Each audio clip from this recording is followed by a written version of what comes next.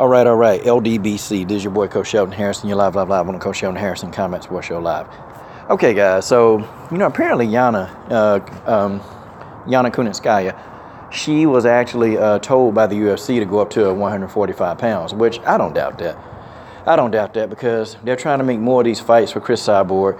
But in actuality, this is a good idea because Yana actually is, she's a naturally bigger woman. She's a big woman. So this is actually going to work well for Yana, and it's going to be a good thing. So because Yana, to me, was never a bantamweight. She just wasn't. And that girl got to struggle, man, to make these weights and stuff, man. Yana was never a bantamweight, okay? Let's just get it out there.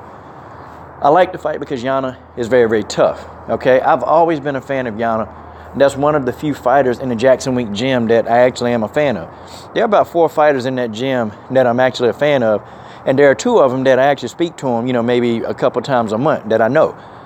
But I actually am a fan of Yana because Yana isn't afraid to fight anybody. She's not afraid.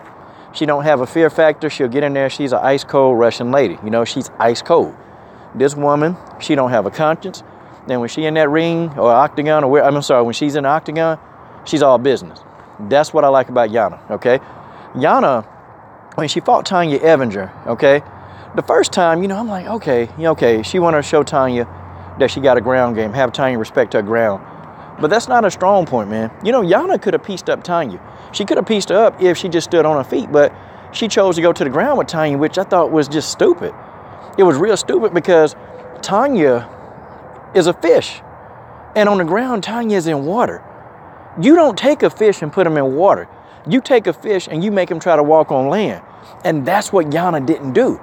All Yana had to do was use her foot movement. Yana, her foot movement is pretty good. Her kicking game is phenomenal. I like it. So it's like, okay, why? Why aren't you trying to stand? But I felt like she was trying to prove to Tanya Evinger that she can, she can do a good ground game. And I thought she felt like she was the bigger person, so she felt like she could bully Tanya around. But see, common sense got to play in. Common sense, where was her corner? Her corner should have been like, yo, Tanya Evinger is crazy on the ground. Don't go to the ground. Look, use your stand-up. Use your stand-up. Make Tanya Evinger respect who you are. Make her respect you. Make Tanya respect you to the fullest. But no. See, they didn't do that. See, they didn't do that. She tried to go to the ground with Tanya on several occasions. And in the first fight, she thought she eked out a win, but they overturned it. But in the second fight, it was really good to see Yana doing all these submissions. It was a great thing. But that's not who she is. She could have stood, man, and actually had a better showing against Tanya Evinger, the second fight. But, it is what it is. See, I would wonder, would she try to go to the ground with Cyborg? Because, see, she would probably think that she's bigger and stronger than Cyborg. So, hey, go to the ground. It'd be a bad idea, man. It'd be a really bad idea because Chris, her BJJ skills are completely underrated. Cyborg is extremely good on the ground. And I'm telling you, we would actually see an exhibition with Chris Cyborg on the ground against Yana Kunitskaya. I mean, we would. I think if Yana stands with Chris Cyborg, it's going to be a matchup. It's going to be a good matchup. I would have Chris winning the fight, but man, it's going to be a good matchup because Yana, she got a chin.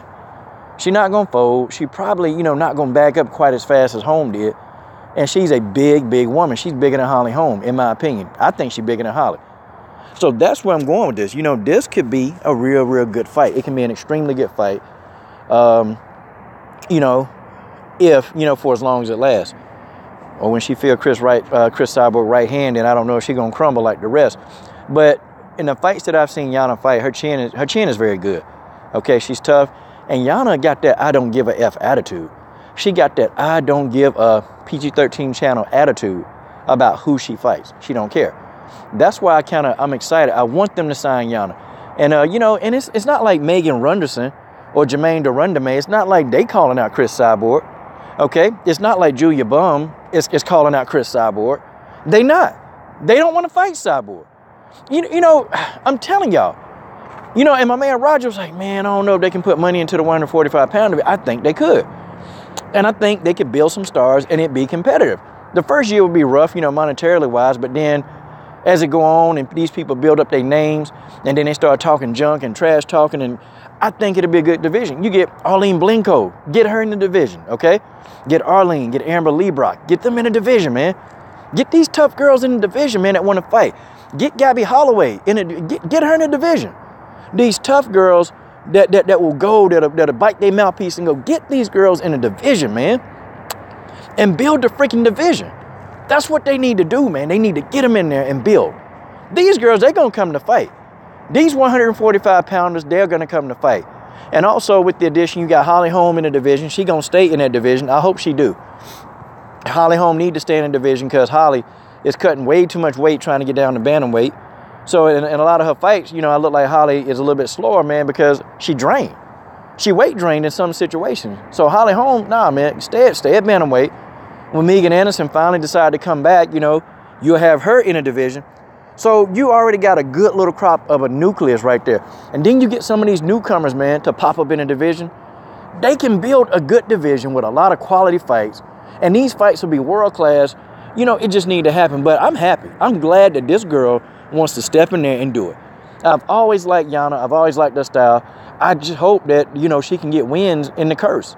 And y'all know what I say, the Jackson Wink curse. The Jackson Wink curse. That thing's real. That thing's real. Nobody has had a great moment. Well, they have had moments. But, you know, I was saying for the longest, Sarah Kaufman had a good moment. Nope. She got out the UFC, man. I don't know how. I don't know why Sarah got put out the UFC. Jackson Wink curse. John Jones getting popped all over the place. Jackson Wink curse. I'm telling y'all, man, they got a 22-fight losing streak. So it is what it is. But, guys, I'm going to go ahead and get off of this. I got a live stream later on in defense of the LDBC with Keith Thurman. This is your boy, Coach Shelton Harrison. I'm done. What are you guys waiting on? Subscribe to the best women's MMA platform on YouTube.